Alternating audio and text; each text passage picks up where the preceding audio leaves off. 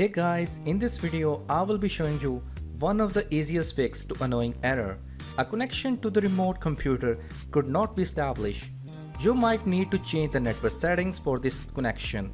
This error normally comes in Windows 10 whenever you try to connect VPN or VPN server account in Windows 10. I'll show you how to fix this error. Before beginning to this video, consider subscribing my channel for more tech videos. Please follow all of my steps very carefully in this video.